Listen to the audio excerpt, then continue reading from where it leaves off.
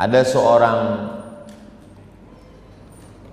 ayah datang menjumpai ulama.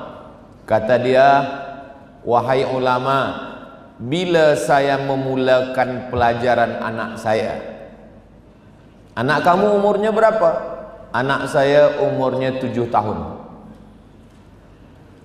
Dia sangka belum mula lagi belajar. Bila saya mulakan belajar anak saya? Anak kamu 7 tahun. Kata dia, kamu sudah terlambat. Jadi bila memulakan pelajaran anak? Ketika memilihkan ibunya orang yang mencintai Al-Quran. Tapi jangan sebab ini nanti balik mencari ibu yang baru. Yang sudah ada itu saja kita jaga-jaga baik-baik, menjadi pencinta Al-Quran. Jadi kalau ibunya pencinta Al-Quran, maka masa mengandung dia akan membacakan Al-Quran kepada anak, maaf, yang ada dalam rahim. Ada, saya baca di internet tentang traveling, pergi ke museum untuk menengok lukisan yang cantik-cantik diiringi musik Mozart, Beethoven. Jadi mata menengok lukisan yang cantik dan telinga menikmati suara musik klasik yang lama-lama. Tapi kita tak boleh ikut program ni. Yang boleh ikut, maaf, hanya perempuan hamil 5 bulan ke atas. Kenapa begitu? Dan program ini ada di Moskow, Rusia. Karena perempuan yang sedang mengandung anak, dia perlu menengok pemandangan yang sejuk, yang cantik dan indah, dan telinga dia perlu mendengarkan suara-suara yang lembut supaya anak yang ada dalam rahimnya juga bersifat lembut. Saya manakala membaca berita ini, subhanallah, masya Allah, tabarakallah, di dalam Islam kalau kita baca dalam surat Al-Insan, hal ata 'alal insani hinum minad dahri lam yakun syai'an madhkura inna khalaqanal insana min nutfatin amsyajin nabtalihi faja'alnahu sami'an basira.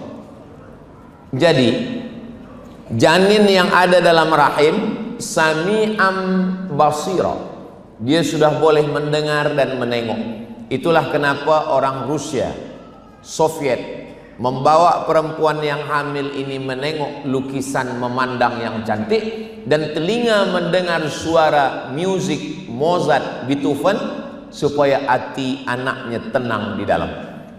Tapi orang Islam, dia tak perlu mendengarkan itu, cukup dia melantunkan ayat-ayat Al-Quran. Itulah kenapa zaman dulu bila ada seorang istri, suami membawa istri kepada tuan guru, tuan guru, ini istri saya mohon maaf sedang mengandung, agak-agaknya apalah yang sesuai amalan. Kata tuan guru, baca Al-Quran. Tapi dia tak sanggup sebab badan dia lemah, dia tak boleh baca Quran semua. Baca surat Yusuf. Maksud tuan guru, disuruh ibunya baca surat Yusuf supaya iman anaknya macam iman Nabi Yusuf. Digoda oleh Zulekha, tapi dia tetap kuat. Rupanya suami dengan istri ini salah faham. Dia sangka dibaca surat Yusuf supaya budak tu handsome macam Nabi Yusuf. Bila lahir hitam, hitam-hitam setampuk manggis, walaupun hitam kupandang manis. Selepas baby lahir, komplain ke tuan guru. Macam mana tuan guru? Ini sudah dibacakan surat Yusuf. Kenapa macam ini, tak handsome macam Nabi Yusuf? Kata tuan guru, suaminya mana? Ini. Ya samalah. Takkan suami hitam anak putih. Jadi sebenarnya ulama-ulama dulu itu lebih tajam firasatnya. Mereka tak tahu menau tentang medik, tentang janin, mereka tak tahu. tapi mereka menggunakan ayat-ayat Al-Quran. Ittaqu firasatal mu'min, takutlah pada firasat orang beriman. Fa innahu yanzuru binurillah, kerana dia memandang dengan pandangan Allah Subhanahu wa ta'ala. Jadi memulakan membaca bukan selepas bayi anak lahir, tapi manakala memilihkan ibu yang cinta kepada Al-Quran. Kalau masa bagi kita sudah berlalu, insya Allah untuk anak menantu kita nanti, mudah-mudahan kita dapat menantu-menantu yang cinta kepada Al-Quran, insya Allah. Nanti puan-puan yang akan ada menantu, insya Allah kita akan buatkan tes Al-Quran. Nanti Ustaz Abdul Somad yang ikut menjadi tim selection. Kamu mau menjadi menantu? Iya. Suka pada Quran apa tidak? Kalau suka pada Quran, maka insya Allah akan menjadi menantu yang solihah, insya Allah. Amin ya rabbal alamin. Nah, selepas kita lalui satu episode, barulah kemudian dia melahirkan anak. Wa idza quri'al Qur'an, kalau Quran dibacakan, fastami'u lahu, dengar baik-baik, wa ansitu, diam, la'allakum turhamun. Belum membaca lagi, belum membaca, baru setakat mendengar saja. La'allakum turhamun, turun rahmat Allah Subhanahu wa ta'ala. Al-Quran dibacakan di bilik, turun rahmat di bilik. Al-Quran dibacakan di tempat niaga, turun rahmat. Al-Quran dibacakan di bus. Kita kalau naik bus, naik tren di Kaherah, maka kita mendengarkan suara lantunan Al-Quran. Sebaliknya di kampung saya, kalau ada suara Quran, itu maknanya ada orang meninggal.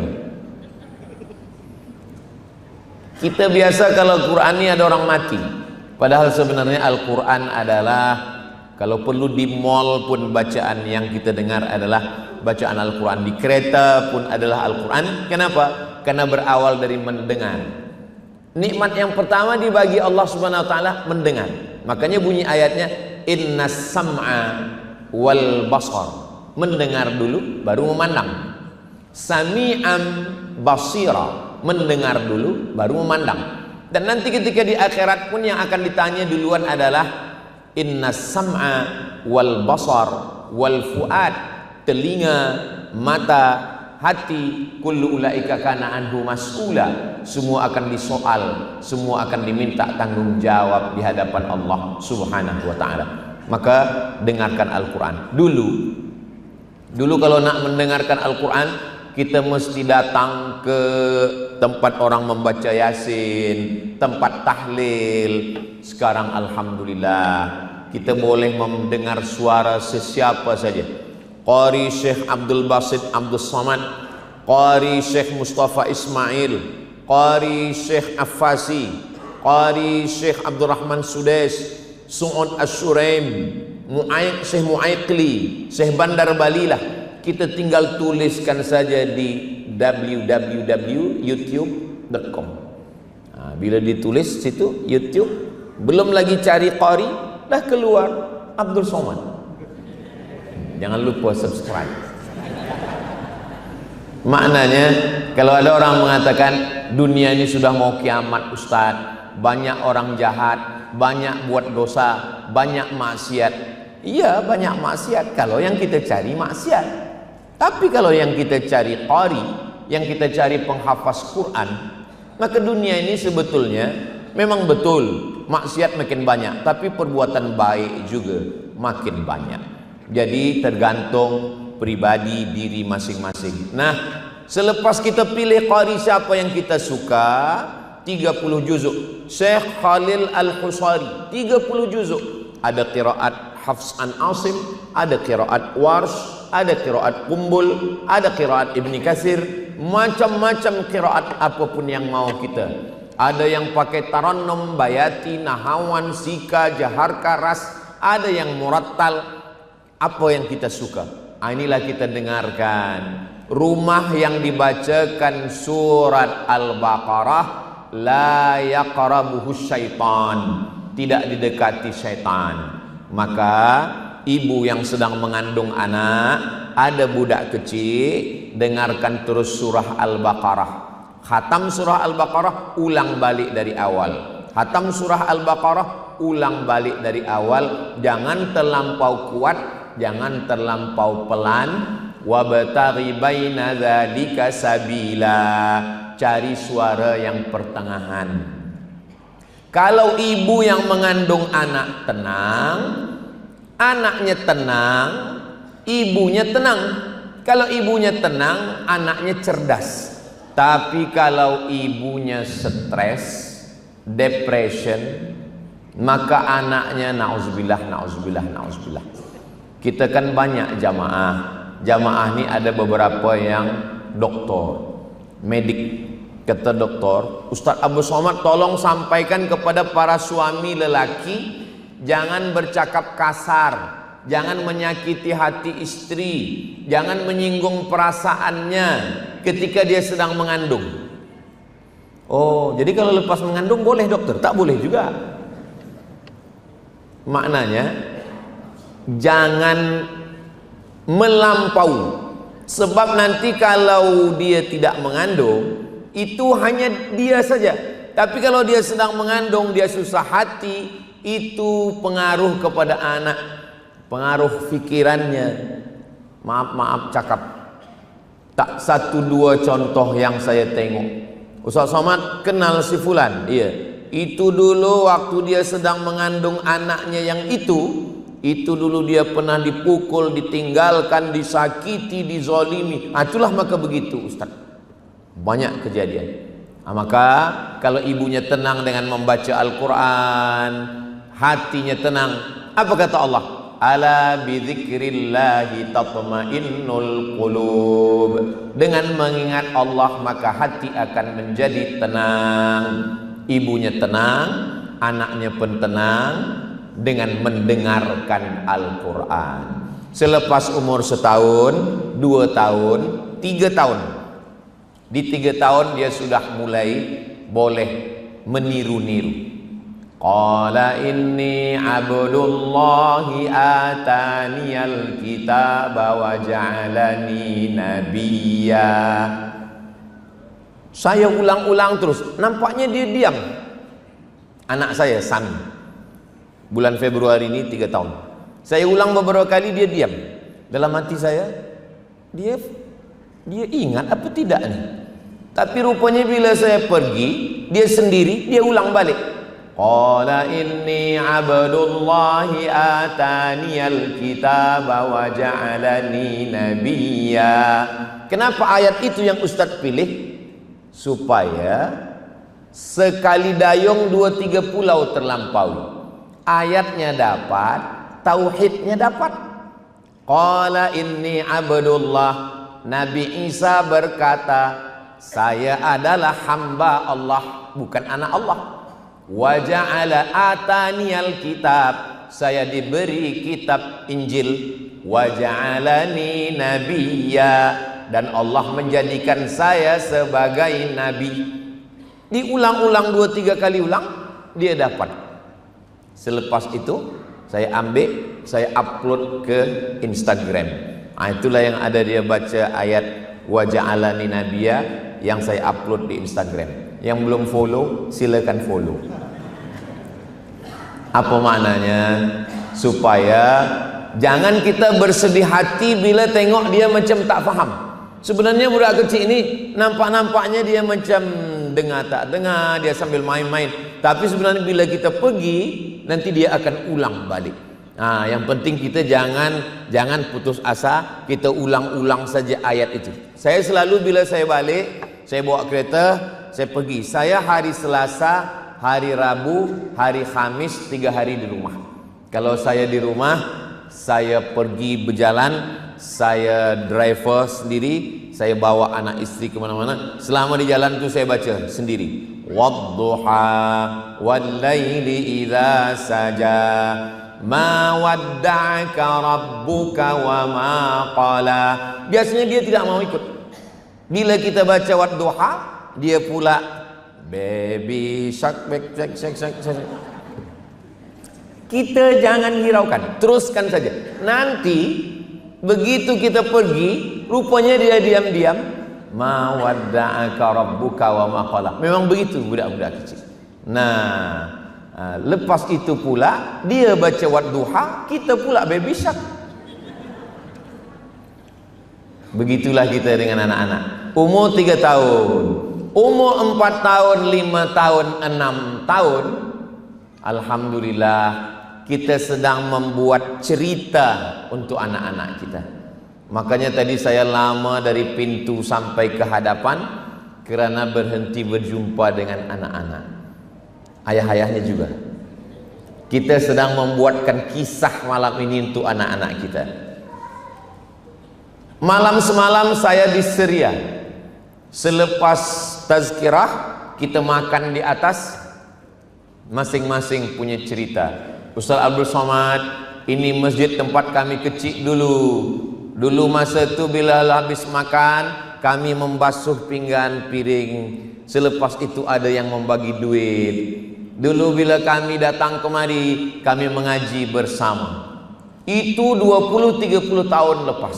Nah sekarang, kalau kita tidak buatkan kisah itu sekarang, tahun 2025, 2035, 2045, 2055, apakah 30 tahun masa akan datang, masa hadapan, masih ada lagi anak-anak yang punya cerita tentang masjid?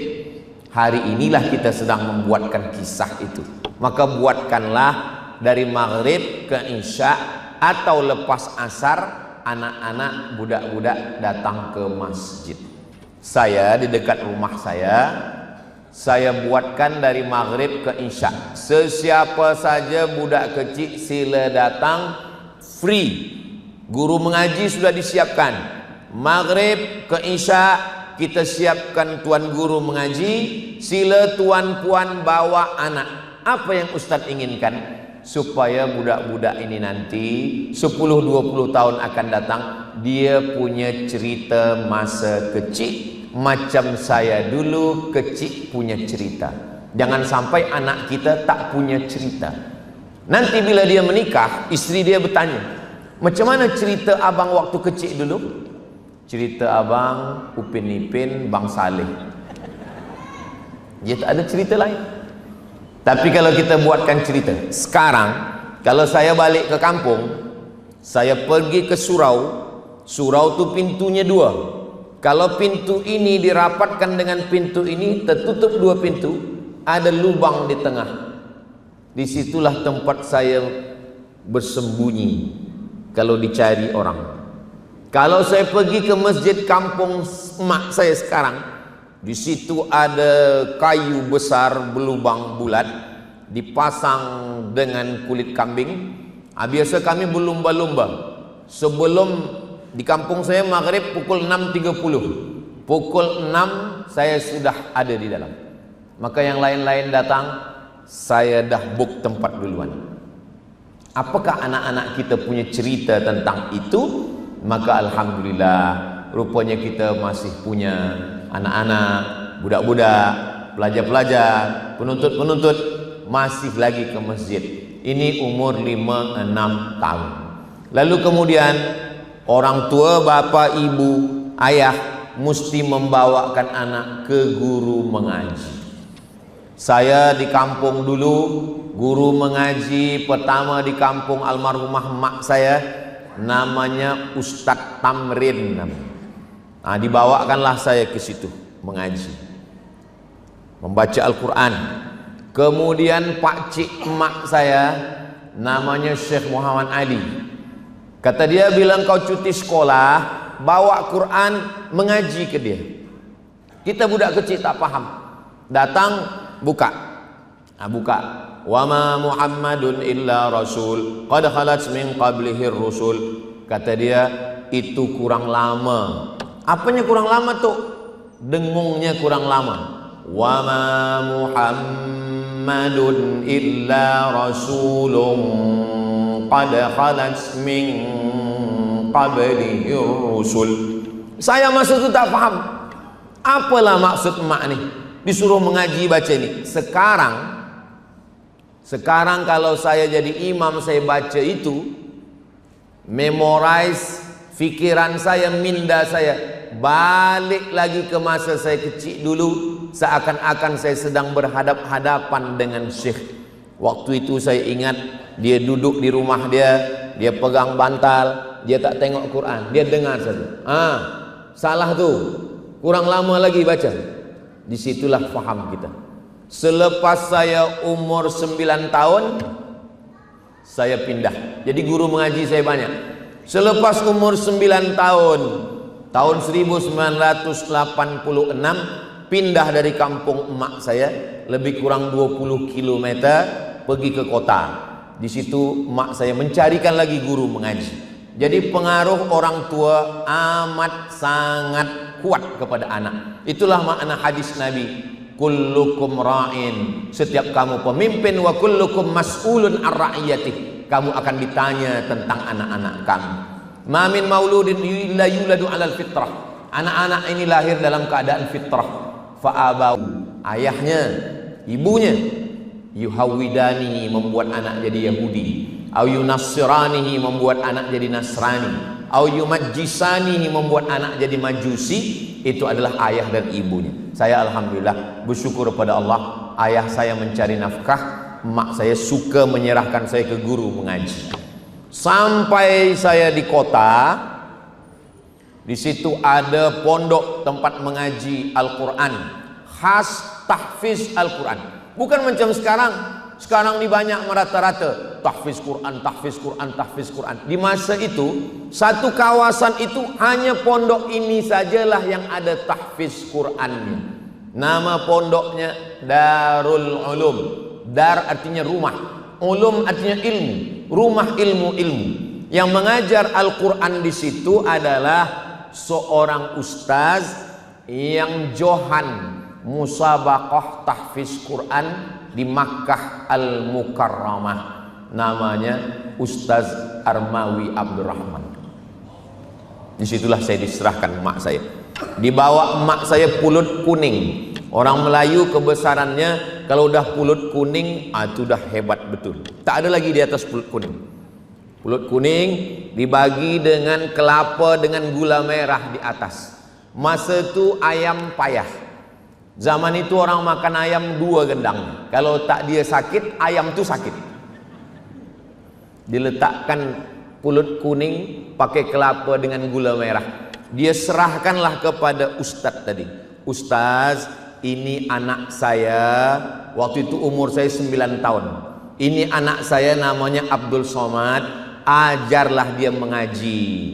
Menurut tradisi orang Melayu, kalau sudah diserahkan pakai pulut kuning, itu bukan menjadi murid, tapi menjadi anak. Baru saya pahamnya sekarang. Kalau sudah jadi anak, free, tak berbayar. Memang mak saya ini smart, pandai deh. Jadi semua murid-murid mengaji di masjid. Nanti panjang umur, sehat badan, nanti kita akan buat tour. Kita akan jalan ke pesantren Darul Ulum itu nanti insyaallah. Semua penuntut-penuntut, pelajar-pelajar, mereka mengaji di atas aras 2, aras 1, aras 2 masjid Darul Ulum. Tapi saya tidak mengaji di atas. Saya dibawa ke rumah. Sebab apa? Sebab saya bukan murid, tapi saya anak. Memang dari dulu saya VVIP, very very important person. Murid yang lain ada kena pukul pakai rotan, ada pakai tasbih. Saya tak pernah kena marah, tak pernah kena pukul. Dibawa ke masjid, masjid-masjid yang hebat, masjid-masjid korporat, masjid-masjid yang besar. Itu bila ustaz mengajar ke masjid itu, dibawa saya ke masjid itu, lalu saya disuruh mengaji di situ. A'udzubillahi minasyaitonirrajim. Budak kecil, semua mata menengok saya. Jadi saya ini sebenarnya dari dulu dah viral. Cuma masa tu belum ada YouTube lagi. Siapa tu? Abdul Somad. Jadi kalau sudah Maulid Nabi, Isra Mi'raj, itu diumumkan iklan guna kereta keliling kota. Jamaah sekalian, hadirilah malam ini akan ada maulid Nabi Isra Mi'raj. Yang akan membaca Al-Quran adalah Abdul Somad, qori kecil, umur 9 tahun.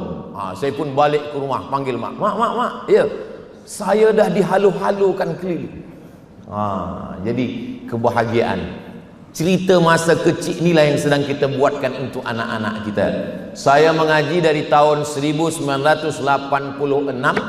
sampai 1989. Tahun 1989 Ustaz Armawi meninggalkan kota tempat saya sebab dipanggil ke Brunei Darussalam untuk mengajar di Ma'had Tahfiz Sultan di Brunei Darussalam. Jadi kami menonton TV melalui parabola. Waktu itu belum ada internet. Pakai parabola di kampung kami tonton. Kata emak saya, coba kau cari dulu channel Brunei Darussalam. Cari-cari dapat. Ini dia. Oh, macam orang Melayu juga Brunei. Tengok baju dia, baju Melayu. Baju gunting Cina. Kami menyebut baju Melayu itu baju gunting Cina, bersongket juga. Tapi cakap dia agak lain sikit, tak sama macam Melayu. Iya, itulah. Bilalah kita agaknya sampai ke situ, mak saya mendoakan saya. Maka bila saya sampai kemari, saya yakin itu adalah doa guru-guru saya, emak saya. Maka saya sampai kemari. Itulah pentingnya kita mendoakan anak-anak kita. Lalu kemudian selepas itu saya pun pergi lagi, pindah 150 km dari situ ke Medan, North Sumatera, Sumatera Utara. Di situ saya mengaji kepada Syekh Azra'i Abdul Rauf di tepi Sungai Deli. Saya datang ke rumahnya dari tahun 1990 sampai tahun 1993. Umur dia masa itu 70 tahun. Dia sudah tua. Saya tak tahu. Saya masa itu masih umur 12 tahun. Saya tak tahu. Saya datang mengaji. Tahun 1993 dia meninggal dunia. Saya baca newspaper, sudah meninggal seorang ulama besar, 4 kali menjadi Dewan Hakim Musabaqah Tilawatil Quran di Makkah Al-Mukarramah, pernah mengajar di Al-Falah di Makkah selama 15 tahun. Barulah saya tahu, rupanya guru mengaji saya itu orang yang hebat, orang yang besar. Selama ini kita tak tahu, sebab kita budak kecil. Bila datang ke rumah, dia duduk macam-macam tidur, tapi kalau salah dia terjaga. Salah tu, salah tu. Sebelum saya mengaji ke situ, saya ditakut-takuti orang. Apa kata orang? Mengaji dengan Syekh Azra'i, Al-Fatihahnya 3 bulan baru pindah. Jangankan engkau Abdul Somad, guru engkau itu ada ustadz yang mengajar di Muallimin, dia membaca Al-Fatihah 3 bulan baru pindah. Jadi waktu itu saya pun membaca Bismillahirrahmanirrahim, Alhamdulillahi Rabbil Alamin, Ar-Rahmanirrahim, Maliki Yawmiddin, Iyyaka na'budu wa iyyaka nasta'in, Ihdinas siratal mustaqim, Siratal ladzina an'amta 'alaihim, ghairil maghdubi 'alaihim waladdallin. Selepas itu kata Syekh Azra'i, baca Alif Lam Mim. Dalam hati saya, kenapa tidak 3 bulan? Barulah saya faham, rupanya saya sudah lulus Al-Fatihah dari murid beliau, namanya Ustaz Armawi. Ustaz Armawi itu murid beliau. Jadi kalau sudah lolos tes yang itu, yang lain sebab sama dia. Baru saya faham. Maka saya baca Al-Fatihah sekali saja. Selepas baca Al-Fatihah itu terus kepada Alif Lam Mim, pindah. Tahun 1990 saya mengaji, khatam tahun 1993. Beberapa bulan selepas itu dia meninggal dunia. Datanglah emak saya membawakan kain putih, pulut kuning, pisau, mangkuk putih. Tradisi orang Melayu di tempat kami, kalau anak khatam Quran dibawakan pulut kuning, pisau, kain putih, mangkuk putih. Waktu itu Syekh Azra'i bertanya, apa nih? Ini pulut Tuan Syekh. Untuk apa pulut nih? Untuk dimakan. Ini mangkuk ini untuk apa? Mangkuk ini supaya berkah. Ini kain ini untuk apa? Kain ini putih, menunjukkan putihnya hati kami. Pisau ini untuk apa? Pisau ini supaya tajam pikiran anak nih. Mak saya pun jawab, saya tanya, dia pun tak tahu, dia jawab begitu aja. Sebab tradisi kami dari dulu begitu. Tak ada Syekh Azra'i mengatakan mangkuk pulut kuning, mangkuk putih, pisau, bid'ah dan dolalah masuk neraka. Tak ada. Dia tengok ini sebagai sesuatu yang baik. Ini tradisi yang baik. Akhirnya selepas khatam Al-Quran, saya pun masuk ke pondok, saya teruskan mengaji.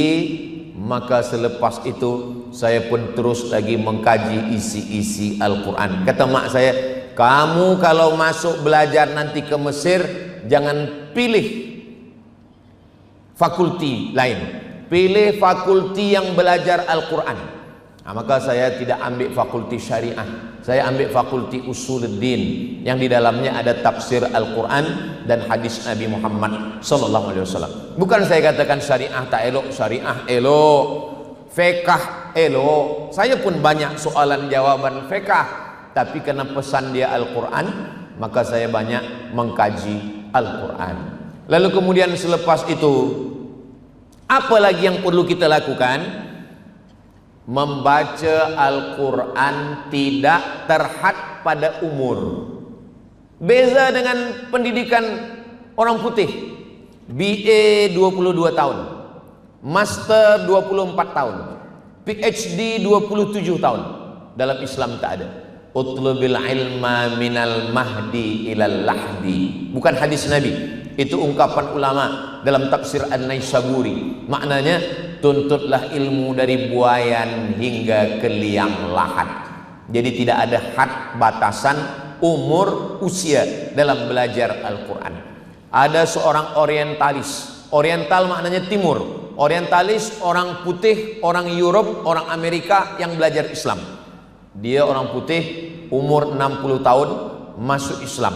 Lalu kata dia, bacalah Al-Quran dengan bahasa asli original yang diturunkan kepada Nabi Muhammad sallallahu alaihi wasallam. Maka dibacakanlah Al-Quran. Maka kita pun membaca Quran. Man la syaikha lahu fasyaitanu syaikhuhu. Siapa yang tak berguru, maka setanlah gurunya. Membaca Quran tak boleh tak berguru. Masuk Islam, cari Quran digital di aplikasi, download, lepas itu masukkan ke handphone, aplikasi Quran digital, buka Quran, baca sendiri. Alama, tulisannya alama. Tapi kalau berguru, alif lam mim. Syekh Muhammad Mutawalli Asy-Sya'rawi komplain kepada guru dia. Kata Syekh Muhammad Mutawalli Asy-Sya'rawi, Syekhul Mufassirin, ulama ahli tafsir Kahirah Al-Azhar.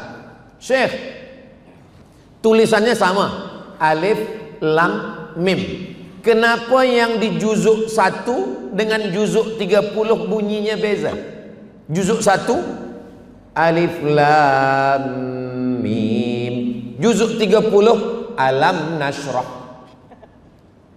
Apa kata cikgu Syekh Muhammad Mutawalli Asy-Sya'rawi? Sebab Al-Quran turun bukan tulisan. Al-Quran itu bukan kertas yang turun terbang dari atas langit. Al-Quran itu suara. Suara malaikat Jibril didengar Nabi, suara Nabi didengar sahabat, suara sahabat didengar tabi'in, suara tabi'in didengar tabi'in, suara guru kita dengar. Macam mana saya mengaji? Begitulah bunyi guru saya mengaji. Maka kalau salah guru, salah murid. Maka kita betulkan bacaan. Ini sekarang banyak orang muda tak mau belajar, sudah tua ingin mengajar. Taubat, pagi taubat, siang zuhur, asar mengajar. Musibah.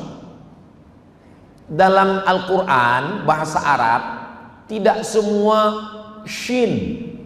Saya banyak mendengar orang, Assalamualaikum warahmatullahi wabarakatuh, alhamdulillah wassalatu wassalam. Apa ni? Dalam satu ayat 4 huruf ini berjumpa. وَلَنَبْلُوَنَّكُمْ بِشَيْءٍ مِّنَ الْخَوْفِ وَالْجُوعِ وَنَقْصٍ مِّنَ الْأَمْوَالِ وَالْأَنفُسِ وَالثَّمَرَاتِ وَبَشِّرِ الصَّابِرِينَ وَالْأَنفُسِ وَالثَّمَرَاتِ وَبَشِّرِ الصَّابِرِينَ. Fasasyasa. Bahasa Melayu salah bunyi, tak salah makna. Siapa bagi tazkirah tadi? Ustaz Somad. Saya suka Ustaz Somad. Tak salah. Tapi dalam bahasa Arab, datang seorang orang putih, kata dia bahasa Arab ni menyusahkan sebab banyak betul hurufnya. Coba semua huruf tha, huruf sya, huruf so buang, jadikan satu saja, sa. Dia datang kepada Toha Hussein. Toha Hussein ni mohon maaf buta. Dia dapat PhD dari Sorbonne, Paris, Prancis, bahasa Arab.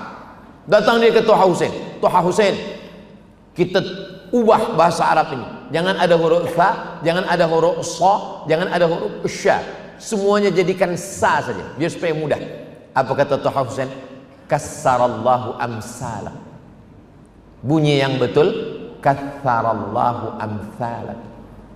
Dia hilangkan sa jadi sin, kassarallahu amsalah. Apa maknanya? Kalau kassarallahu amsalah, semoga Allah memperbanyak orang macam kamu. Kalau ada orang baik, kita katakan kassarallahu amsalah. Semoga Allah memperbanyak orang macam kamu. Banyaklah hendaknya orang macam kamu. Tapi kalau sa itu dirubah jadi sa, kassarallahu amsalak, semoga Allah menghancurkan orang macam kamu. Kassarallahu amsalak, semoga Allah menghancurkan orang macam kamu. Baru kata dia, betul-betul. Kalau begitu tak jadi. Kassarallahu amsalak. Innallaha ya'murukum an tadhbahu bakarah. Innallaha ya'murukum an tadhbahu bakarah. Qaf. Rupanya dia tak suka dengan qaf. Susah nih. Kaf saja semua.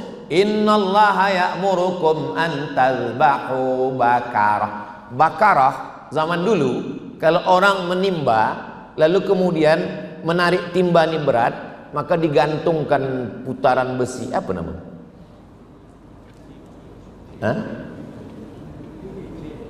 Ayo itulah dia. Itu bahasa Arabnya bakarah. Innallaha ya'murukum an tadhbahu bakarah. Allah memerintahkan kamu wahai Bani Israel menyembelih lembu betina. Bakarah, Allah memerintahkan kamu memotong besi penarik timba. Rubbatalil Quran wal Quranu yal'anuh. Berapa banyak orang membaca Quran dilaknat oleh Quran. Kenapa dilaknat Quran? Karena tak betul baca Quran. Alhamdulillah Ustaz Somad, saya tak pernah salah. Kenapa? Karena tak pernah baca Quran. Lebih salah lagi. Lebih baik pernah salah karena membaca daripada tak pernah salah kerana tak pernah membaca. Mohon maaf, yang hebat dalam bahasa Inggris jangan tersinggung, jangan sakit hati. Bahasa Inggris elok. Bahasa Inggris adalah bahasa internasional. Tapi dalam bahasa Inggris pun ada makharijul huruf. Ada tha dalam bahasa Inggris. Mana ada huruf tha? Ada health. WHO, World Health Organization. Coba ubah health tu jadi health. How about your health? Health. Maknanya ada tha, ada shin. Mana? Workshop, shopping center. Tapi dalam bahasa Inggris tak ada huruf ain. Tak ada. I love you. Tak ada. Tak ada huruf bod, tak ada huruf pa. Maka ketika orang membaca Al-Quran, semua potensi yang ada pada diri dia keluar. Orang yang tidak pernah membaca Al-Quran, maka sama seperti orang punya handphone, ada MP3, ada MP4, ada editing, ada uploading, ada semua, tapi dia tak pernah guna. Yang dia pakai hanya merah tutup, hijau angkat. Merah tutup, hijau angkat. Dia tak pandai guna gambar, dia tak pandai guna edit gambar, dia tak pandai guna filter. 3 kali filter, muka muda 3 kali. Banyak jamaah ni jumpa saya, Ustaz, saya sangka Ustaz guna filter, kata dia. Wow, amazing. Nah, maka samalah dengan orang yang tak pernah mengucapkan. Maka ketika orang belajar makharijul huruf, dia sedang menggunakan itu semua. Itu kalau datang orang yang kena penyakit mental, dia pergi ke tempat terapi, menahan nafas, tarik nafas, pejamkan mata, dengar suara kicau burung dan gemericik air, tahan nafas, tahan. Orang sedang membaca Al-Quran menahan nafas, dan dia saat itu adalah orang yang sedang menyehatkan fikirannya. Mana boleh menyambung nafas ketika membaca Al-Quran? Walaupun nafas kita pendek, maka kita baca ayat-ayat pendek. Maka ada dalam Al-Quran waqaf wal ibtida, tarik nafas. A'udzu billahi minasyaitonir rajim. Bismillahirrahmanirrahim. Ya ayyuhalladzina amanu ista'inu bis-sabri was-salah innallaha ma'as-sabirin. Ternyata menghilangkan stres, depression, anxiety adalah terapi menggunakan nafas. Makanya banyak orang pergi menyelam, tahan nafas, hilang sama orangnya sekali. Alhamdulillah Ustaz Somad, suami saya pergi terapi menghilangkan stres dengan nafas, hilang sama dia sekali. Tidak ada jalan lain kecuali kembali kepada Al-Quran. Tak usah cerita tentang malaikat datang menenangkan hati, cukup dengan nahan nafas itu saja. Wadduha wal laili idza saja ma wadda'aka rabbuka wa ma qala walal akhiratu khairul laka minal ula. Belum lagi kalau memahami maknanya, belum lagi kalau malaikat datang. Majtama'a qaumun fi baitin min buyutillah, sekelompok orang berkumpul di rumah Allah, yatsluna kitab Allah, tak ada kerja lain, hanya membaca kitab suci. Wa yatadarasunahu fima bainahum, baca ayat sikit, baca satu ayat makna. Nazalat alaihimus sakinah, kumpul baca Quran, baca makna sikit-sikit, 4 balasan Allah. Nazalat alaihimus sakinah, turun ketenangan ke dalam hati. Wasyat bihimur rahmah, diliputi rahmat kasih sayang Allah. Hafat bihimul malaikah, mereka dikelilingi malaikat.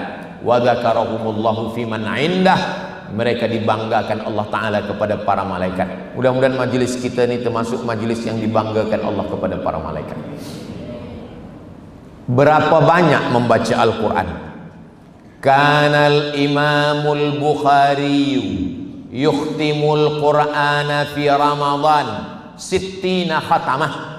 Imam Al-Bukhari mengkhatamkan Al-Quran di bulan Ramadan 60 kali khatam. Malam sekali, siang sekali. 30 kali malam, 30 kali siang. Sittina khatamah, 60 kali khatam. Di mana kami boleh menengok riwayat ni Ustaz? Jangan-jangan Ustaz ni ambil sana ambil sini. Riwayat tentang Imam Bukhari sebulan 60 kali khatam ada dalam kitab Syiar A'lam An-Nubala. ditulis oleh Imam Az-Zahabi. Imam Az-Zahabi imam yang paling terpercaya dalam bidang hadis, orang yang paling kuat dalam meneliti hadis-hadis. Sampai-sampai hadis yang disahihkan oleh Imam Al-Hakim tidak boleh diterima kalau tidak disahihkan Imam Zahabi. Riwayat ini terpercaya. Oh, ini zaman dulu Ustaz. Zaman sekarang mana ada lagi. Saya punya kawan masa belajar di Kaherah dulu, serumah dengan dia. Kata dia, Somad, ya, tolong jangan ganggu saya. Bulan Julai, bulan Agustus kita cuti.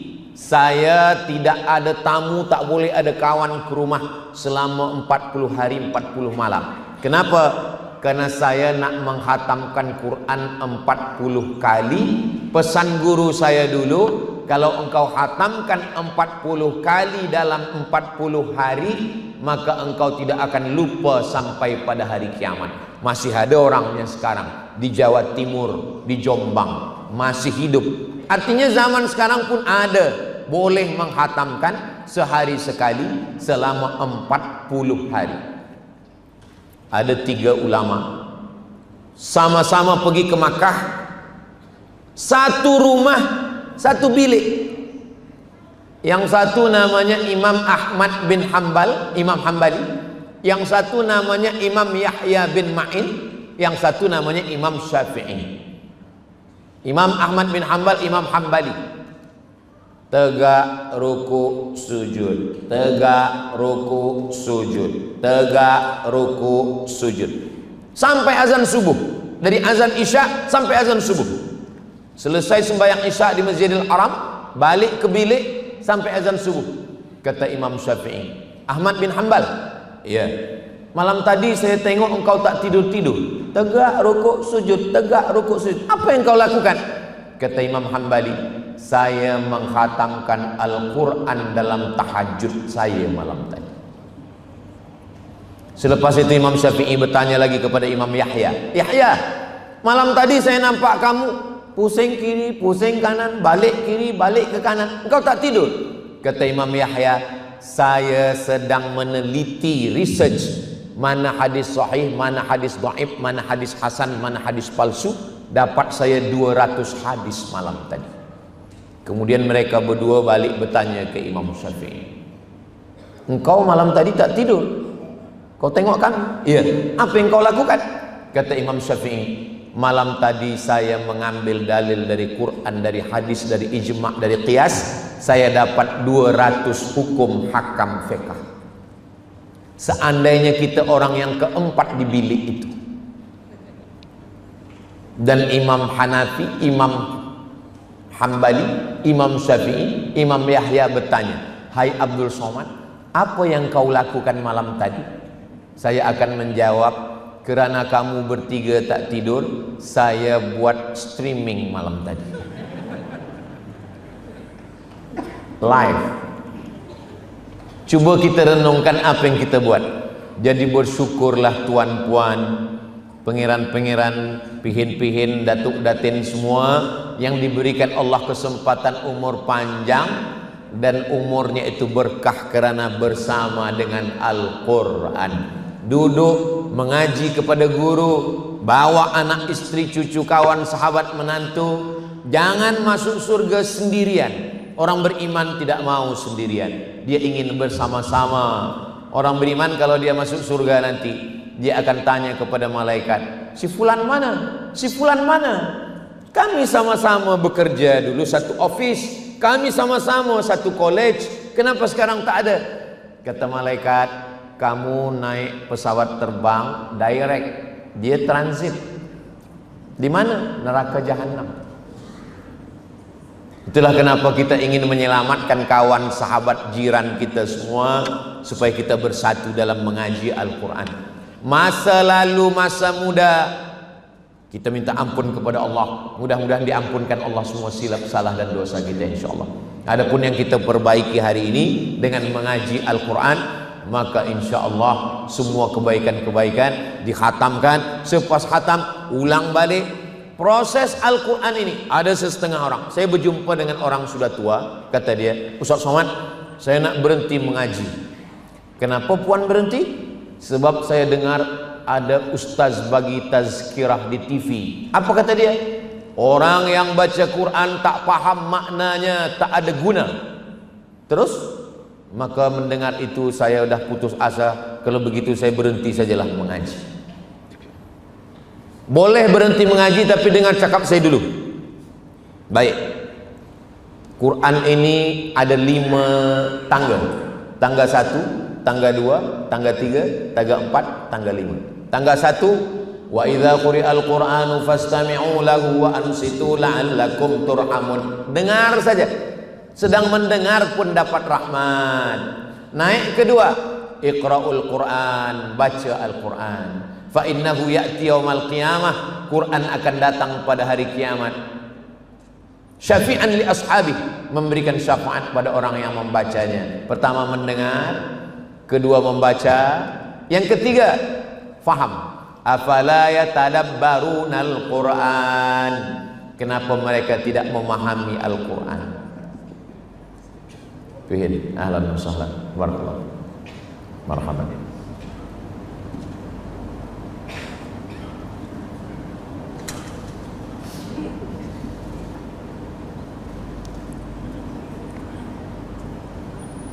Barakallahu. Tangga pertama dengar, selepas mendengar membaca, selepas membaca faham, selepas faham mengamalkan, selepas mengamalkan mengajarkan. Selepas itu saya tanya, macam mana nak berhenti belajar Quran? Oh, rupanya yang saya dengar itu salah, Ustaz Somad. Saya sebenarnya sudah naik ke tangga yang pertama. Mendengar pun boleh, tapi jangan sebab saya malam ni cakap mendengar, yang sudah membaca turun ke tangga 1. Esok bila diajak mengaji, kita mengaji dengan Ustaz, saya cukup mendengar saja dapat rahmat. Mendengar dulu macam mana tha, macam mana ta, macam mana qaf, macam mana a, macam mana Allah, ada za, ada za, ada wa. Jangan sampai membaca ijazah. Apa ni ijazah? Selepas mendengar, meniru. Karena membaca ni meniru. Apa kata guru, kita tiru saja. Selepas membaca, la aqulu alif lam mim harf. Alif lam mim tidak dihitung kira satu huruf. Alif satu huruf, lam satu huruf, mim satu huruf. Walikulli harfin asyru amsalihah. Setiap huruf dibalas 10 kebaikan. Jadi kalau ada orang maaf, kalau ada yang tak lancar membaca Quran, itu pahalanya bukan makin sedikit, makin banyak. Sebab kalau lancar pahalanya sedikit. Alam nashrah laka sadrak, sedikit. Tapi kalau tak lancar, alam nashrah, banyak pahala. Walladzi yaqra'ul Qur'an, orang yang membaca Al-Quran, wa huwa alaihi syaq, berat. Wa yatata'ta maksudnya alif bata. Alif bata itu ta. Orang alif bata sajim hakho, dia tidak alif bata. Terbata-bata. Wa yatata'ta, terbata-bata. Wa huwa alaihi syaq, berat dia membaca Quran. Lahu ajrani, dia dapat 2 pahala. Kenapa 2 ya Rasulullah? Yang pertama pahala membaca Quran, yang kedua pahala kerana ingin bekerja keras. Al-jaza' ala qadril amal, balasan sesuai dengan kesusahan membaca Al-Quran. Jadi ketika kita membaca Al-Quran, maka nanti Al-Quran akan datang memberikan syafaat. Ketika kita menghadap Allah, yauma la yanfa'u malu wala banun, hari itu tak ada guna anak, hari itu tak ada guna istri, illa man atallaha biqalbin salim, kecuali orang yang datang menghadap Allah dengan hati yang bersih. Di antara yang datang memberikan syafaat adalah Al-Quran. Al-Quran itu akan datang nanti memberikan syafaat. Mudah-mudahan kita semua termasuk yang mendapatkan syafaat Al-Quran, insyaallah. Ada syafaat Nabi Muhammad, ada syafaat malaikat, ada syafaat Allah, ada syafaat penghafal Quran, ada syafaat orang beriman. Ada syafaat Al-Quran. Hadis tentang syafaat panjang dalam Sahih Bukhari, Sahih Muslim. Maka Allah pun memberikan syafaat dan Al-Quran memberikan syafaat. Makanya di antara doa khatam Quran, Allahumma arhamna bil Quran waj'alhu lana imamaw wa nuraw wa hudaw wa rahmah. Allahumma dhakkirna minhu ma nasina wa 'allimna minhu ma jahilna warzuqna tilawatahu ana al-laili wa atrafan nahar waj'alhu lana hujjatan. Makna jadikan dia sebagai hujjah, Al-Quran yang akan membela kita, menjadi hujjah, menolong kita menjawab ketika segala pertanyaan. Al-Quran yang akan hujjatan lana. Makanya di antara doa, Allahumma ja'alil Qur'ana hujjatan lana wala alaina. Al-Quran menjadi penolong ketika kita tidak boleh menjawab soalan-soalan daripada malaikat, daripada Allah Subhanahu wa ta'ala. Ketika guru-guru kita para penghafaz Quran ini nanti diperintahkan Allah untuk memberikan syafaat. Wahai tuan-tuan guru yang hafaz Quran, kepada siapakah kamu ingin memberikan syafaat? Tentu yang pertama mereka berikan kepada ayah mereka, kepada ibu mereka, kepada istri mereka, kepada anak mereka, kepada murid-murid mereka. Maka semua murid-murid ini nanti semua akan mendapatkan syafaat insyaallah. Tapi tentu murid yang paling tua yang lebih dulu dapat. Maksudnya saya lah yang dapat. Itu sebenarnya cara saya supaya saya dapat doa dari tuan-puan semua. Kita ini masuk surga kerana rahmat kasih sayang daripada Allah Subhanahu wa taala. La yudkhilal jannata ahadakum amalu. Kamu masuk surga bukan karena amal. Wala anta ya Rasulullah wala ana. Aku pun tak masuk surga karena amalku, kata Rasulullah. Illa ayyataghammadani Allahu bi rahmatih. Masuk surga karena rahmat Allah. Lalu apa hubungannya dengan Al-Quran? Al-Quran itulah yang menyebabkan turunnya rahmat Allah. Mana buktinya? Allahumma arhamna bil Quran. Turunkan rahmat engkau kepada kami melalui Al-Quran. Makanya dinding yang ditulis ayat Quran mendapatkan rahmat. Air yang dibacakan Al-Quran mendapatkan rahmat. Air yang dibacakan Al-Quran selepas itu ditengok dengan mikroskop, rupanya muncul molekul cahaya yang cantik macam bunga. Coba tulis di google.com, tulis di situ The Miracle of Water. Orang Jepun yang menemukan, bukan orang Islam. Rupanya ketika Al-Quran dibacakan ke air, maka air itu mengeluarkan molekul cahaya, airnya menjadi sehat. Dan badan kita ini isinya air. Badan kita ini isinya air. Kalau badan kita ini isinya minyak, kolesterol. Badan kita ini isinya air. Otak kita ini, isi kepala kita ini air. Ada 2 liter air di dalam. Itu maka berat. Saya ringan Pak Ustadz, berarti tak ada air lagi. Itulah kenapa kalau kita bacakan Al-Quran, maka air yang ada di dalam badan kita ini pun, kami buat seminar. Salah seorang, saya sebagai pembicara, salah satu pembicara dari Jepun. Pembicara yang dari Jepun ini pergi ke rumah seorang ulama. Di muka rumah ulama ini ada pokok mangga. Pokok mangga ini 2, satu sebelah kanan, satu sebelah kiri. Yang sebelah kanan ini mangganya lebat dan manis-manis. Yang sebelah kiri mangganya sikit, masam pula. Kemudian orang Jepun ini bertanya, tanahnya sama-sama di halaman rumah Tuan Guru, kenapa yang ini lain? Kata Tuan Guru, kalau saya lalu di pokok mangga ini, saya selalu bacakan Al-Quran. Kalau dilalu di pokok yang ini, mulut saya diam. Rupanya di batang pokok mangga ini ada air. Air dari dalam tanah naik ke atas, dibacakan ayat Al-Quran, pokok mangganya lebat dan manis. Yang terpikir untuk bertanya itu orang Jepun. Kita terpikir asal nampak makan buah mangganya, manis tak manis habiskan. Mereka selalu berpikir, kenapa ini manis, kenapa tak manis? Begitulah Al-Quran berpengaruh kepada air, berpengaruh kepada fikiran, berpengaruh kepada semua. Maka insya Allah dengan istiqomahnya kita belajar membaca Quran sepanjang hayat, mudah-mudahan kita semua mati dalam keadaan husnul khatimah insya Allah. Amin ya rabbal alamin.